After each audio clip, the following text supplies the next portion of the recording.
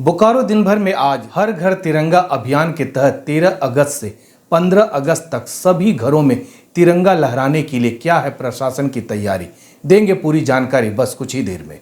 नमस्कार, मैं हिमांशु हाजिर हूं बोकारो दिन भर लेकर। बोकारो की अन्य खबरों में मुहर्रम के मद्देनजर शांति समिति की बैठक आयोजित की गई। बोकारो स्टील राष्ट्रीय मजदूर संघ का धरना। स्टील निर्माता ESL स्टील लिमिटेड क्यों किया नुक्कड़ नाटक, करेंगे इसकी भी बात। पूर्व मुख्यमंत्री रघुवर दास बोकारो के दौरे के दौरान सरकार पर कुछ गंभीर आरोप लगाए, इसकी भी करेंगे चर्चा। कुछ खबर फटाफट अंदाज में होगी बोकारो टाइम्स के डिजिटल रेडियो पर। दरअसल जिक्र करेंगे 25 ऐसी सूचना और खबरों की ताकि आप अपने आसपास से लेकर देश और दुनिया के हाल से वाकिफ हो सके। तो खबरों का सिलसिला करते हैं शुरू। सबसे पहले देश और दुनिया का हाल। भारतीय रिजर्व बैंक के गवर्नर शक्तिकांत दास ने शुक्रवार को कहा कि हम उच्च मुद्रास्फीति की समस्या से गुजर रहे हैं और वित्तीय बाजार भी अस्थिर रहे हैं। वैश्विक और घरेलू परिदृश्य को देखते हुए भारतीय रिजर्व बैंक की मौद्रिक नीति समिति ने शुक्रवार को रेपो रेट में 50 बेसिस पॉइंट की बढ़ोतरी की। इसके बाद रेपो रेट 4.9% से बढ़कर 5.4% हो गया है। महंगाई और बेरोजगारी के मुद्दे पर कांग्रेस सांसदों ने शुक्रवार को दिल्ली में काले कपड़े पहनकर प्रदर्शन किए। बंगाल शिक्षक घोटाले में गिरफ्तार पार्थ चटर्जी और उनकी करीबी अर्पिता मुखर्जी को ईडी की विशेष अदालत ने 14 दिनों के न्यायिक हिरासत में भेजा। सोने की कीमत 150 रुपए प्रति 10 ग्राम बढ़ी तो वहीं चांदी की कीमत 500 रुपए प्रति किलोग्राम बढ़ी। सप्ताह के अंतिम दिन सेंसेक्स 89 अंक और निफ्टी 15 अंक बढ़कर हुआ बंद। अब एक नजर आपके राज्य झारखंड की 3 बड़ी खबरों पर। झारखंड विधानसभा में गुरुवार को पेश CAG रिपोर्ट में रांची के रिम्स डेंटल कॉलेज के उपकरणों की खरीद में करोड़ों रुपए की गड़बड़ी की बात है। साथ ही उपकरणों की खरीद के लिए जारी टेंडर में डमी कंपनी के इस्तेमाल का भी जिक्र है। झारखंड के पूर्व उप मुख्यमंत्री सुदेश महतो गुरुवार रात एक सड़क हादसे में बाल बाल बचे। उनका एस्कॉर्ट वाहन ट्रक से टकराया, घटना में 4 घायल। झारखंड प्रदेश कांग्रेस कमेटी कैश कांड की जांच करने के लिए एक कमेटी का गठन करेगी और जांच के बाद ही आगे की कार्रवाई करेगी। तो ये थी देश दुनिया और झारखंड की खबरें। अब नजर डालते बोकारो के 9 प्रखंडों में से कुछ प्रखंडों की खबरों पर जो सुर्खियों में बनी रही। 75वीं आजादी के अमृत महोत्सव के हर घर तिरंगा अभियान के तहत 13 अगस्त से 15 अगस्त तक सभी घरों में तिरंगा लहराया जाएगा और इसके लिए आम जनों को झंडा उपलब्ध कराया जाएगा।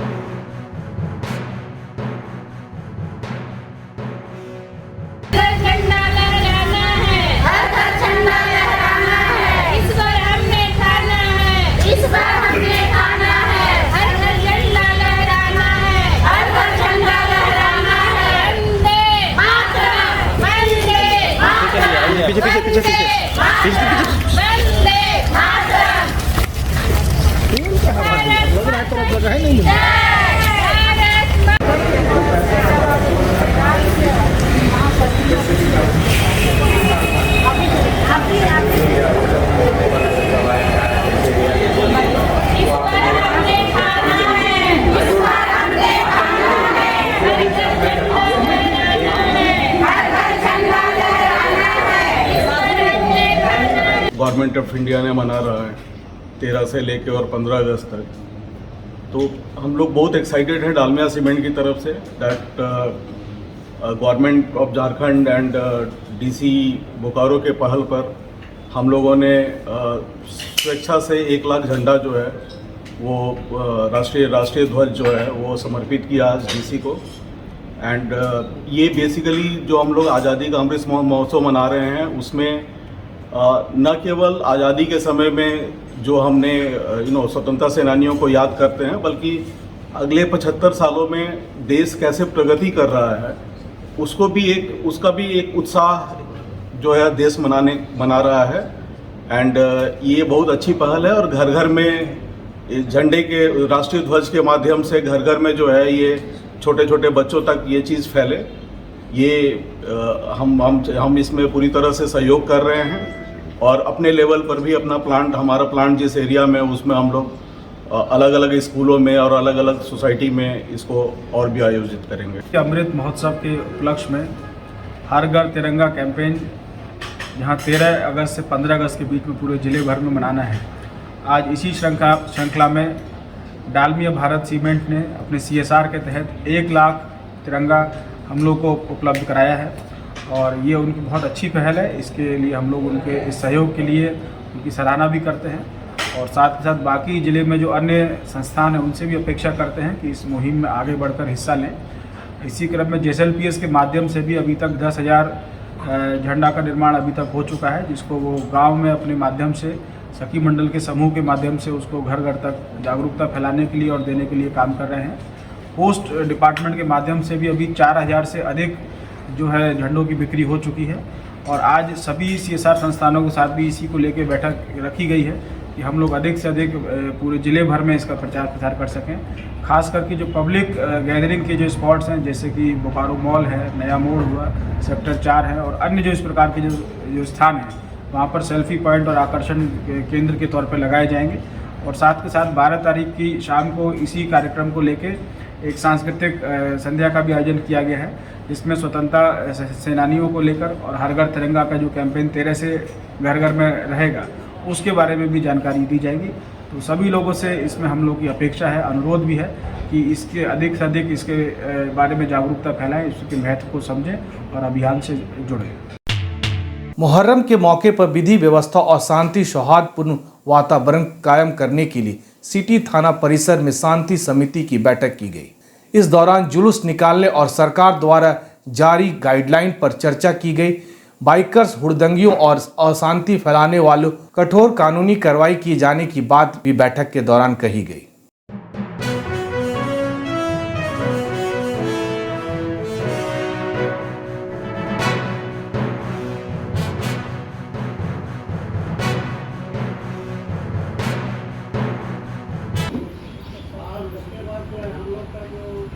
लोगों ने त्यौहार नहीं मनाए हैं तो बहुत सारे उत्साह जो है वो 2 साल तक दबी हुई थी और इस साल जो है उत्साह जो है बाहर आ जाएगी खुल के। तो इसीलिए हम लोग थोड़ी सी विधि व्यवस्था बार कोविड के बाद लगातार 2 वर्ष तक मुहर्रम का जुलूस नहीं निकला था। इस बार सभी लाइसेंसधारी और जो कमेटी है उन लोगों ने इच्छा जताई है कि हम लोग शांतिपूर्ण तरीके से अपना जुलूस निकालेंगे। इसी उद्देश्य से यहाँ BS सिटी थाना में शांति समिति की बैठक आयोजित की गई थी, जिसमें शांति समिति के सदस्य, सभी मुहर्रम कमेटी के लाइसेंसधारी लोग और अन्य गणमान्य व्यक्ति लोग यहाँ पे उपस्थित हुए थे। ज़रूरत है वो प्रशासन की ओर से जो मिलती है वो हम लोग आश्वासन दिए हैं कि इस बार भी दी जाएगी और प्रशासन भी पूरी तरीके से इस बार तैयारी कर रही है कि किस प्रकार से मुहर्रम का जुलूस पूरे शांतिपूर्ण तरीके से पूरे बोकारो में निकले और उसका आयोजन हो। भारतीय मजदूर संघ से संबंध बोकारो स्टील राष्ट्रीय मजदूर संघ ने सेल प्रबंधक के कथित अधूरे वेज रिवीजन और बोकारो स्टील प्लांट के 5 कर्मचारियों की विभिन्न इकाइयों में ट्रांसफर के विरोध में गांधी चौक पर विरोध प्रदर्शन किया। कार्यक्रम की अध्यक्षता विश्वेश्वर महतो ने किया। महामंत्री विनोद कुमार ने कहा कि बोकारो स्टील प्लांट में 5 कर्मचारी का अलग अलग यूनिट में ट्रांसफर करना न्याय उचित नहीं है। इस पर प्रबंध को पुनर्विचार करने की जरूरत है। हमारा नारा है भारत माता की जय, भारत माता की जय, वंदे वंदे। BMS की क्या पहचान, कौन बनाता हिंदुस्तान, का मजदूर किसान, राष्ट्रभक्त मजदूरों एक हो। ट्रांसफर किए साथियों को वापस करना होगा। वेदांता ESL स्टील लिमिटेड के कॉर्पोरेट कम्युनिकेशन और CSR टीम ने इंटरनेशनल ट्रैफिक लाइट डे के मौके पर बोकारो स्टील सिटी सेंटर में नुक्कड़ नाटक का आयोजन किया, जिसका उद्देश्य आम जनों के बीच ट्रैफिक रूल की प्रति जागरूकता फैलाना। कार्यक्रम की शुरुआत झारखंड लोकगीत से हुई और कसमार के खैरा छतर क्षेत्र से आए कलाकारों ने नाटक के माध्यम से आम लोगों को ट्रैफिक नियम का पालन करने को कहा।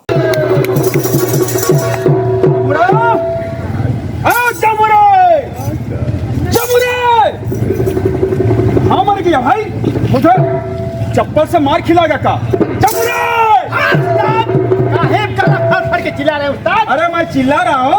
अरे देखो तुम्हारे खेल देखने के लिए हमारे बीच कितने भाई बहन उपस्थित हैं। ए जुमरा,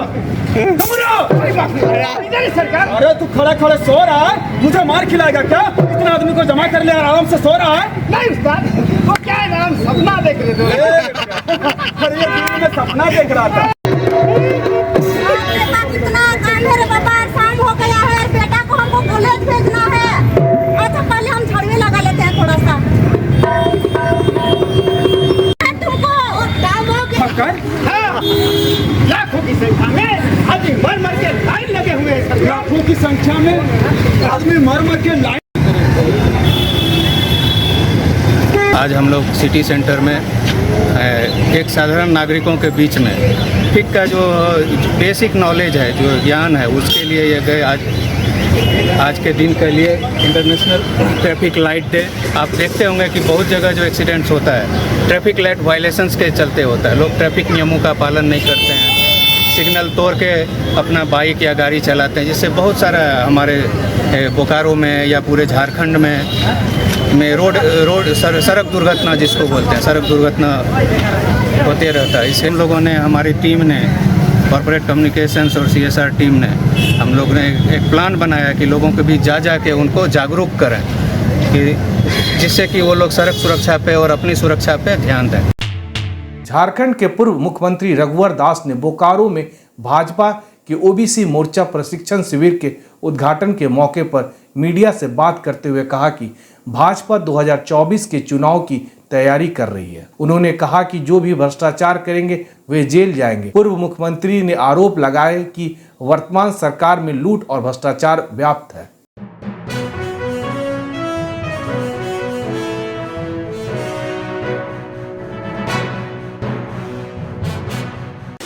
देखिए, ये जो 2.5 वर्ष में ये जो गठबंधन की सरकार चली, ये जो पाप किए हैं, ये पाप राज्य की जनता पर न है। और मैं मानता हूँ कि ये जो पाप का अंत हो, ये अपने पाप से जाएगी। हम लोग कुछ करने की जरूरत नहीं है। नहीं, लेकिन अगर माननीय हेमंत सोरेन को सुझाव दूंगा कि अब आपको कोई कानूनी सत्ता में बैठाने का वैध अधिकार नहीं, आप स्वयं हट जाए। मैं बार बार इस बात को कहता हूँ। लेकिन आरोप तो यह लग रहा है कि आप लोगों ने इतनी मेहनत की, मतलब बीजेपी के लोगों ने इतनी मेहनत की कि यह मामला जो है बंगाल तक गया, आसाम तक गया, बिहार तक गया, दिल्ली तक गया और फिर झारखंड में अभी तक स्थिर नहीं कर पाया। इसका मैं राजनीतिकरण नहीं करना चाहता हूँ। सारा मामला कोर्ट कचहरी में चल रहा है, इस पर प्रतिक्रिया देना में उचित नहीं। लेकिन जो 3 विधायक पकड़े गए कांग्रेस के, क्या लगता है कि अभी और विधायक लोग जाएंगे इस तरह से, आपको लगता है? मैंने पूर्व में कहा ना, कांग्रेस के बारे में नहीं बोलना अच्छा है, क्योंकि कांग्रेस पार्टी ही नहीं है। जितना नेता उतना गुट और आपस में ही संघर्ष करना, उसमें हम लोग मतलब आने वाले समय में इस राज्य में भारतीय जनता पार्टी गठबंधन की सरकार बनने जा रही है। आप लोगों ने मेहनत किया है। जनता पार्टी 2024 के चुनाव की तैयारी कर रही है। मुझे लगता है कांग्रेस के लोग ये 2.5 वर्षों के शासन से जो जनता ऊब गई है, जनता आक्रोश में, तो हवा को कांग्रेस के विधायक लोग पहचान लिए हैं कि अब आने वाले समय हम लोग चुनाव जीत नहीं पाएंगे। अब जिले के 10 प्रखंडों की खबर फटाफट अंदाज में बोकारो टाइम्स के डिजिटल रेडियो पर।